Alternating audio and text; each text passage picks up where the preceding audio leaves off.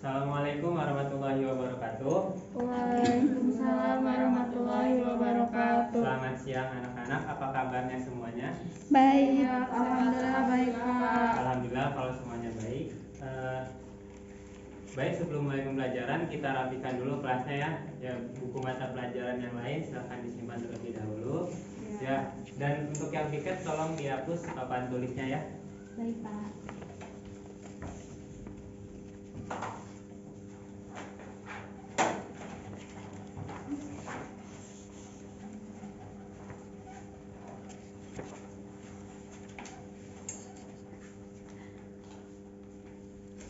Terima kasih juga.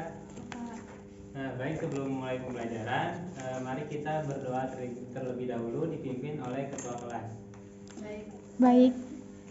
Ya, baik, sebelum kita belajar, malah kita berdoa. Berdoa mulai. Berdoa selesai. Nah, terima kasih ya untuk ketua kelas.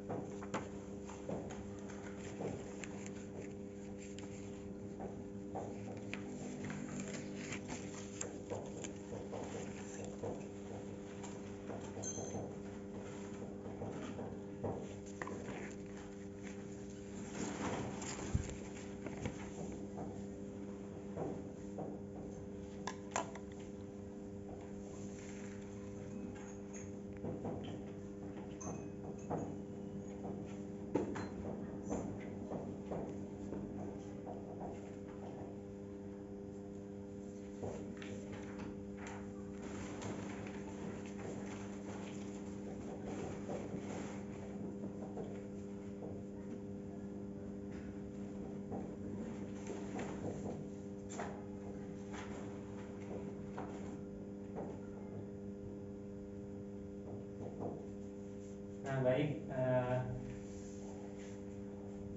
anak-anak, sebelum kita memasuki materi yang akan kita pelajari hari ini, sebelumnya kita telah mempelajari sifat kualitatif ya, yaitu 3 sifat kualitatif, yaitu penurunan tekanan uap, kenaikan titik didih, dan penurunan titik beku. Di sini adakah yang mau menjelaskan terkait 3 sifat kualitatif yang telah kita pelajari minggu lalu? Baik saya Pak.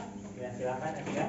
Izin menjawab Pak. Untuk pertama yaitu penurunan tekanan uap. Prinsipnya itu semakin besar tekanan uap, semakin mudah suatu larutan menguap membentuk uap jenuh.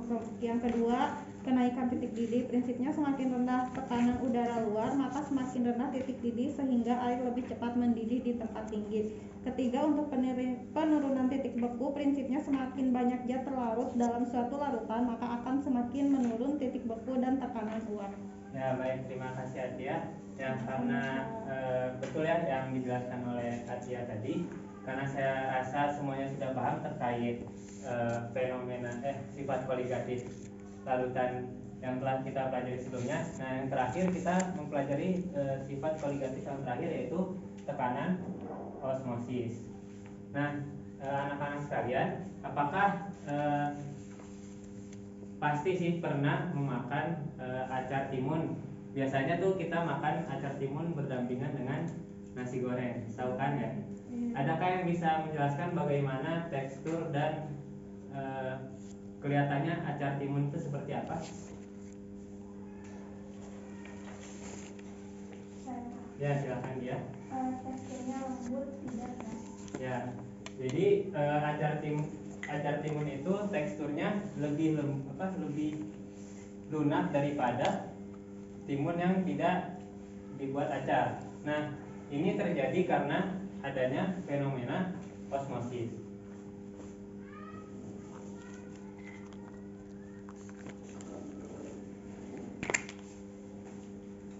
apa sih fenomena osmosis itu? Jadi kita kan sudah belajar ya tentang materi larutan. Kalau misalnya larutan itu terdiri dari zat pelarut dan zat terlarut. Nah, pada fenomena osmosis ini terjadi perpindahan zat pelarut dari bentar ya, gambar dulu.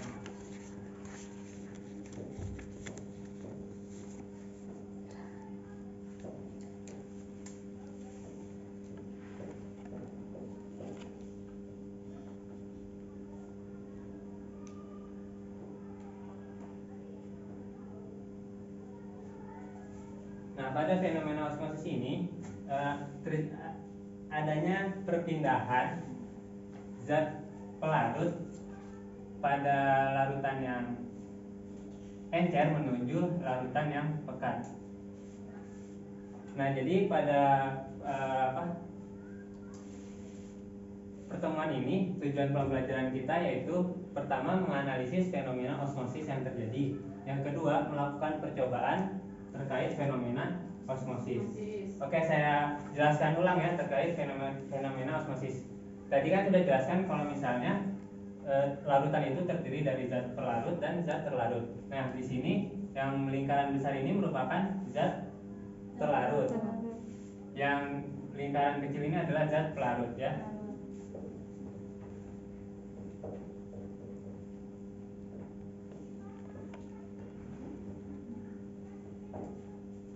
Nah, pada fenomena osmosis ini zat pelarut pada larutan yang lebih encer akan berpindah melalui membran semipermeabel menuju ke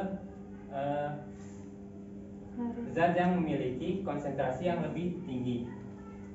Nah, ini akan terjadi sampai keseimbangan tekanan terjadi, keseimbangan konsentrasi terjadi.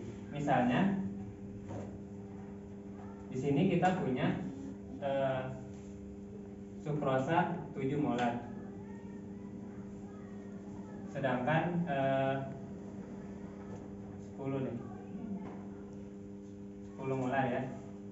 Dan kita punya sukrosa yang lainnya lagi yaitu 4 dengan konsentrasi 4 molar. Nah, ketika ada fenomena osmosis terjadi, maka zat terlarut dari zat pelarut dari konsentrasi yang lebih encer akan berpindah ke konsentrasi yang lebih pekat sehingga sampai kesetimbangan konsentrasi terjadi. Jadi sampai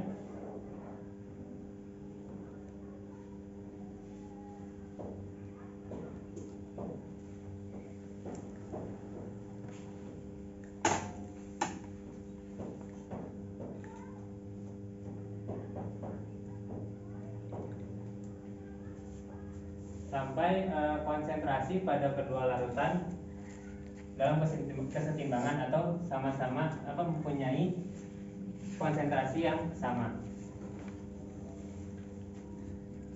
Jadi kita dapat simpulkan pengertian osmosis adalah fenomena perpindahan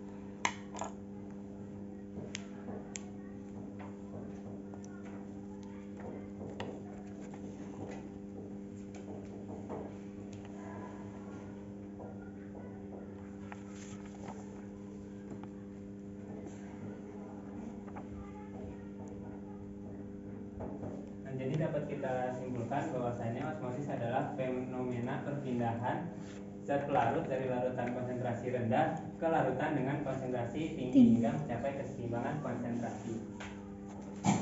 Nah, selanjutnya yaitu pada tekanan osmosis. Apa itu tekanan osmosis? Tekanan osmosis adalah tekanan yang diberikan agar fenomena osmosis ini terhenti. Jadi pada larutan dengan jumlah pelarut yang banyak diberikan tekanan sehingga menyebabkan larutan kembali ke posisi semula, yaitu dengan adanya larutan dengan konsentrasi tinggi dan konsentrasi rendah.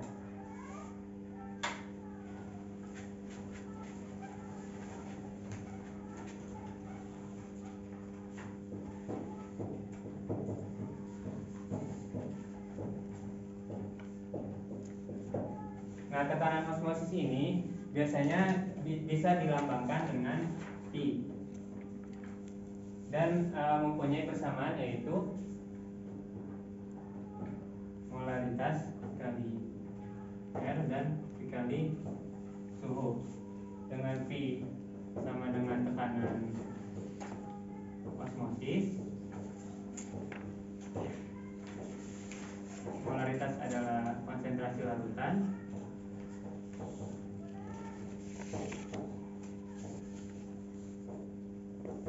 ketetapan 0.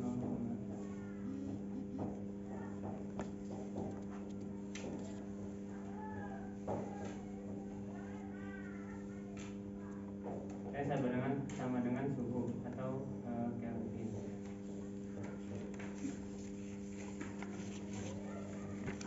Nah, di sini saya punya soal ya yang bisa dijadikan sebagai contoh, yaitu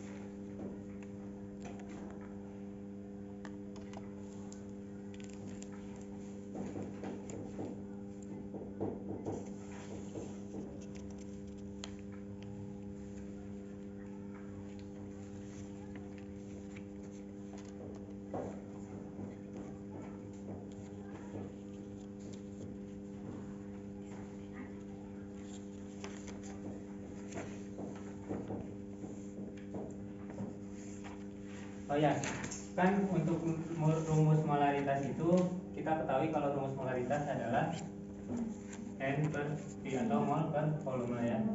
Nah, di sini coba kita masukkan bersama-sama ya. Misalnya jika diketahui zat pelarut yaitu glukosa sama dengan 12 gram dilarutkan dalam 300 ml air dengan suhu 25 derajat Celcius. Nah, untuk massa molar dari glukosa itu adalah 180 gram per mol. Mari kita coba sama-sama memasukkan nilainya ya. Nah, untuk molaritasnya berarti kita cari terlebih dahulu. Bagaimana cara mencarinya? Mol per volume. Massa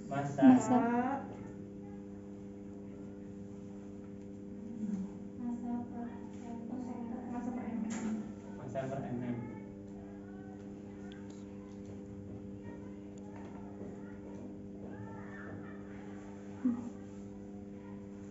Dikali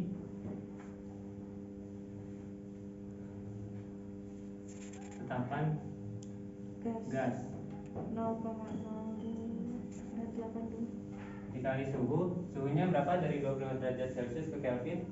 jadi 298. Berapa? 298. 298. Boleh dihitung jadi berapa?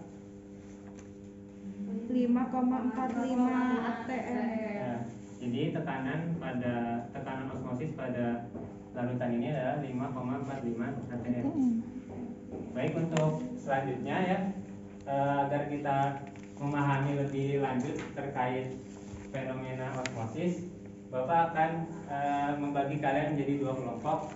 Yang kelompok pertama ada di sebelah kanan saya, yaitu Dea dan Dila. Kelompok kedua ada Dea, Devi dan Nadia. Nah, di sini kita akan mencoba untuk melakukan percobaan pada fenomena osmosis.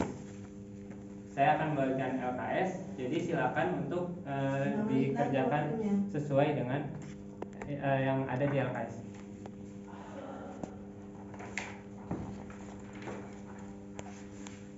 Jika ada yang kesusahan boleh ditanyakan ya.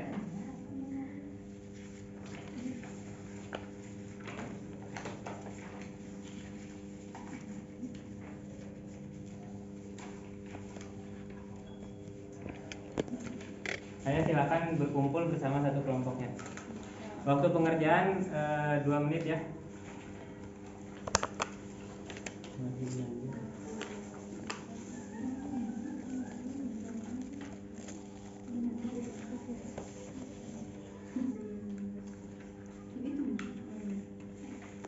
Ada kesusahan?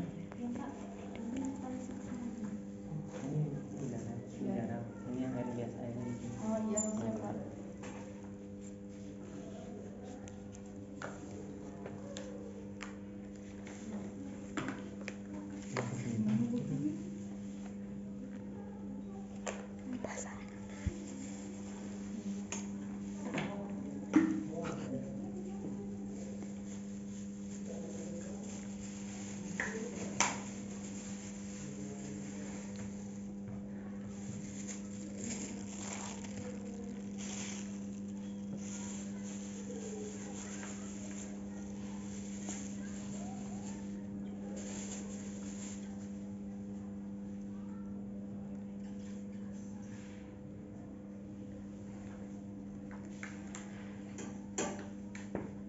Baik, apakah sudah selesai semua?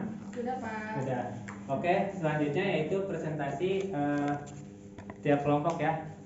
Boleh perwakilan kelompok maju membawa hasil percobaannya dan dibandingkan serta dipresentasikan ke depan kelas. Silakan kelompok 1.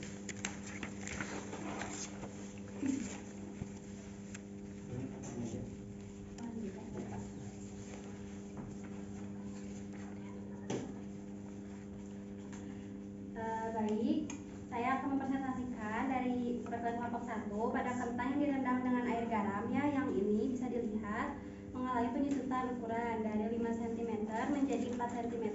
Selain itu, teksturnya jika dipegang itu lebih kenyal. Hal ini terjadi karena adanya peristiwa osmosis, yaitu zat pelarut dalam sel kentang berpindah ke larutan garam karena memiliki konsentrasi lebih tinggi. Sedangkan pada kentang yang direndam air biasa, ini masih keras karena kandungan air tidak masuk ke dalam kentang. Terima kasih. Baik, boleh kelompok 2.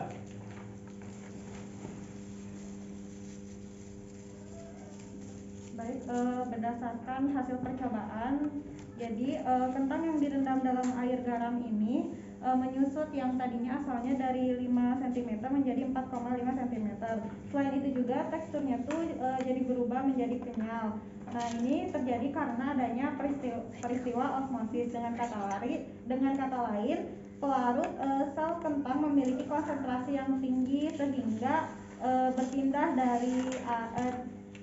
ke air asin. Sebaliknya, kentang yang direndam dalam air menjadi keras karena air masuk ke dalam kentang. Sekian. Baik, terima kasih untuk perwakilan setiap kelompok atas penjelasannya. Baik, untuk selanjutnya karena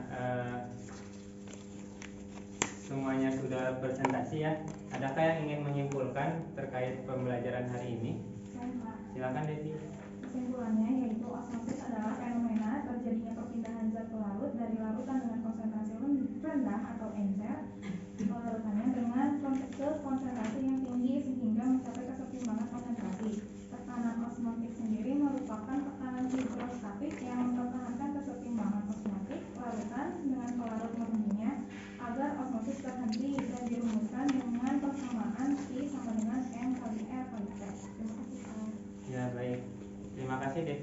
kesimpulannya, baik sebelum mengakhiri pembelajaran, saya punya tugas untuk anak-anak semua. Silakan dikerjakan di rumah dan dikumpulkan minggu depan ya.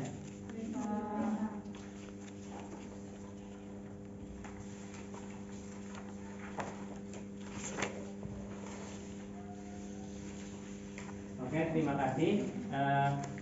Untuk minggu depan silakan persiapkan belajar materi pada sifat koligatif larutan elektrolit dan sifat koligatif larutan non elektrolit ya. Mungkin cukup sekian yang dapat Bapak sampaikan. Sampai berjumpa lagi minggu depan. Wassalamualaikum warahmatullahi wabarakatuh. Waalaikumsalam warahmatullahi wabarakatuh.